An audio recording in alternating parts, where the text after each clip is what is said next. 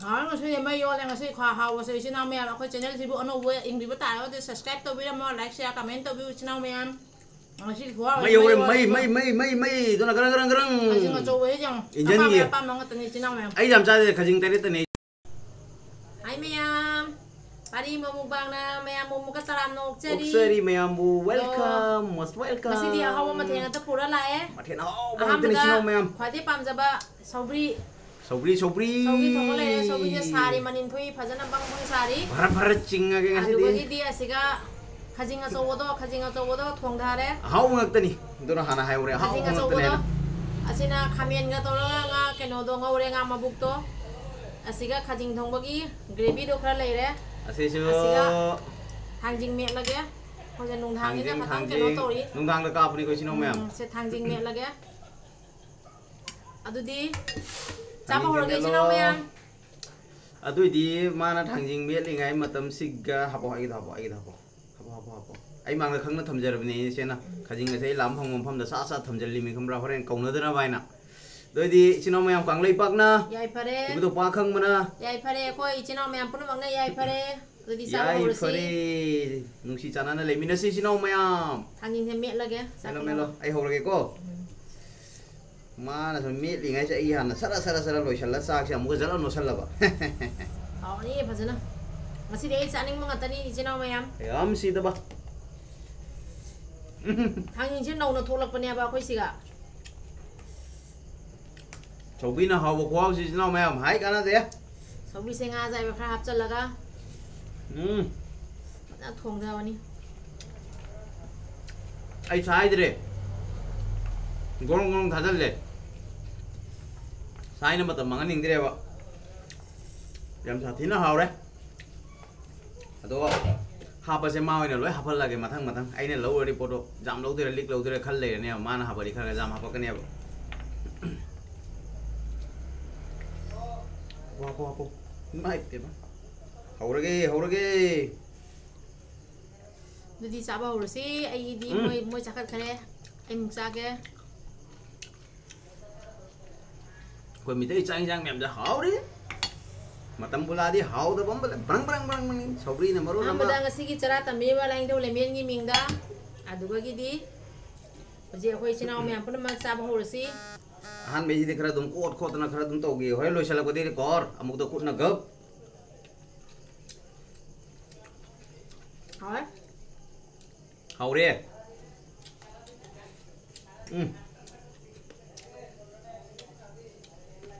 thapa kan mana ai nu matam kha sang doi sinau mayam nung dang wen to re sut se hỏi hai phải ra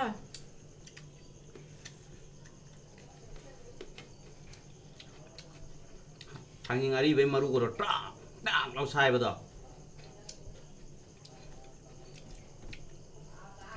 ai học cái lọc cái tôi bảo lo có ta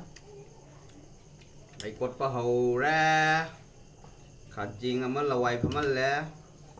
khát jing ama je sang với no thằng thada gì re đấy maru kan do wa le ba khát jing ama oilon thada re sang si sang ta re ai makha ta be hore hona re sang si sang es hau ni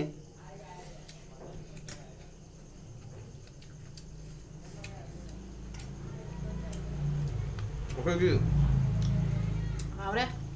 view là ngang được ngang cái cây nó sạch sẽ với cây mà miếng nó ngang được oh singi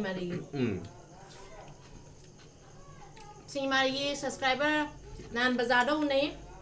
ho hojai singi mari gi thì thế mới chán này ale sabi masa ani du ming do em next video da hajar ke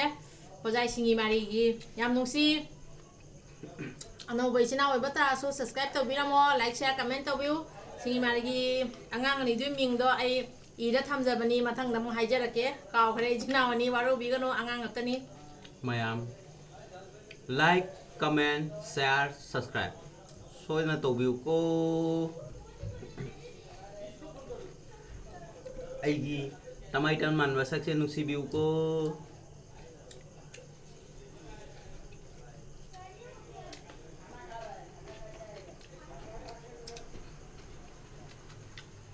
atoi ma thenga chaning dera ai gi saubri ga thangning ga thang khela ai gi lei ba nungsi ba muslim sinau mayam happy ramzan nungai fa boy minar se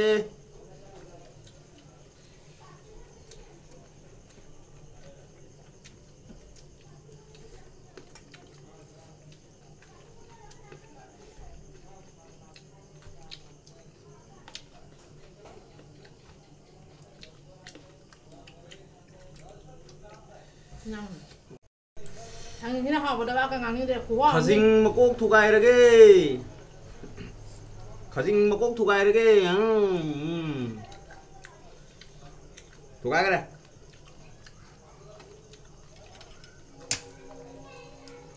คุณไปนี่กันเลยตา ทำไปหยกตัว ไอ้จำเห็นนะที่นี่เฮ้ขึ้นไปจอร์ปัสตัสเตดิทาราบะ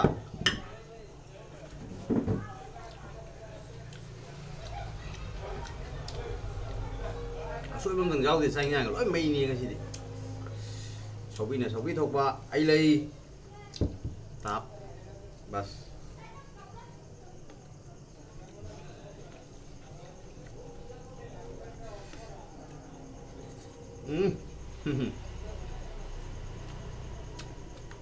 เขาบริสุทธิ์มาเอามาตัวงานไปเสียสินี่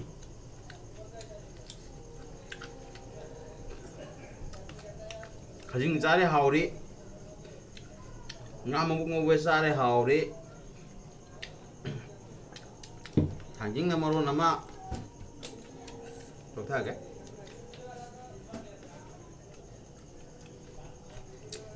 ก็วิดีโอนุ่งทางน้ำเดียวเพราะฉันนุ่งทางน้ำบันนี้น่ะข้าหน่อยแต่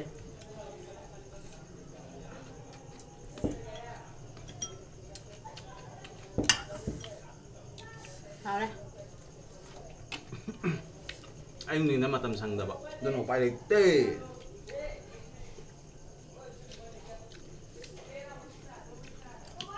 nusiไปชินอแมมเลยแต่ฉันนั้นดีเวลซีซันโตนาให้นะชินอแมมกี่ซัพพอร์ตมาตำคนนี้นะพังเจเก้แมมกี่งั้นมาตำตัวพวกงั้นเจเก้ชินอแมมnusi sana na sum eliminasi harau na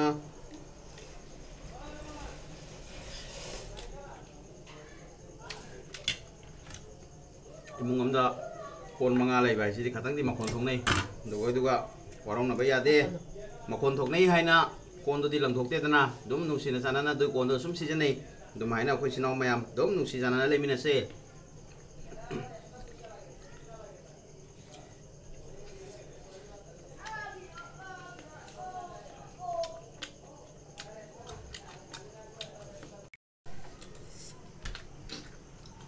Jadi gerik ta satu ke ai hau re Tahu ngam ke sangau deh. ai thangat pa hau re ana ponte kotha na sikai skabai chau lei na gor Coba biar. ke mun ngai ba lei tre au bi ga sa ai khajing wana hona re Saya coba yang kena lagi. ai di khajing na hau re sobi so hau re ahan bagi sobi ki round loi re haji ke khajing ki round pha jining loi re second ini haji final round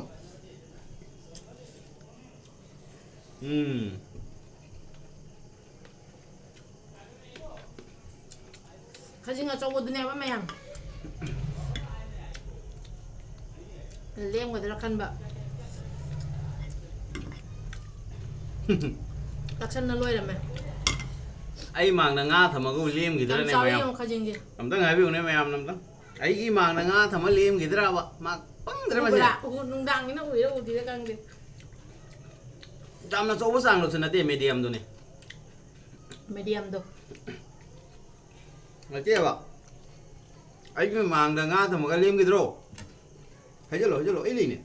đây có tôi còn nông gì này đây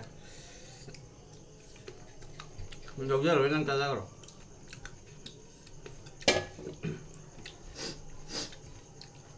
Chứ nào mẹ em Chứ nên xíu mẹ em nông view, subscribe to view, like, share, comment vào cầu video nông anh đi khai đã bỏ lỗi thôi nè hành cái đi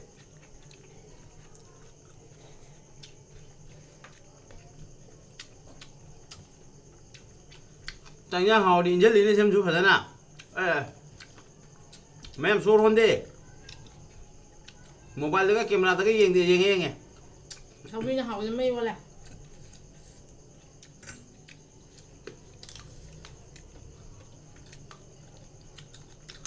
phản giác gì chẳng gì nè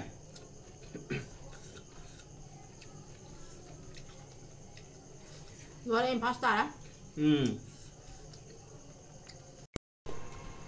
Thôi. Đã hỏi. Ta thuộc kẹ. Tôi sẽ dâng video xem. Hay, angang là khajing yam sa. Hả? Angang là khajing yam sa phát tuần. Angang này đâu khajing lik lik ra cái tầm. Chứ mà trên sang sao ốt ra làm sao?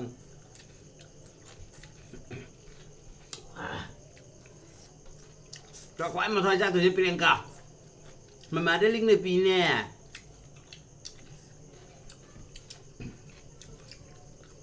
Thôi. Rồi channel aku video tangan pakai tinggi. Nusina yang bibai channel mayam. Aduh di viewer subscriber channel mayam pun aku. Kurang jadi. Video saya aku tangan pakai tinggi yang bi. Aduh lap nak aku sum. Kalau target pakai jadi. Siapa tahu yang seru? Ô bom, dành cho kèm hàu đi, bom. Bom cậu vừa sẽ canal nó mày em hay biết đâu, bom sẽ canal nó tắc biết đâu thôi ba. Priyanka An. Thôi, mình trả lời cái đi chứ nào em. Bom sẽ canal nó mà mình tắc luôn. Siapa lo jadi, masang video dah kamu lak jadi. Sabo udah humang kare. Sanjing itu mau saya pak. Hàu nó tắc sưng rồi. Video sih kan soalnya jaga pas waru bikin kok, tuh entertainment mày em gitu main apa thangga sabi nih mày em na support asum tuh video nungsi video like comment share subscribe kau bikin nulis no mày em matam kuding da nanau ni na em ni na si ni na sa ni kan na mày em nungsi na sum support tuh video ko mày em arana so jauh sum matam kuding na ngapio bye. Terus jadi mày em masih nung thang namanya bahkan nggak sih kayak nonton di ingat waru tuh main. Bye.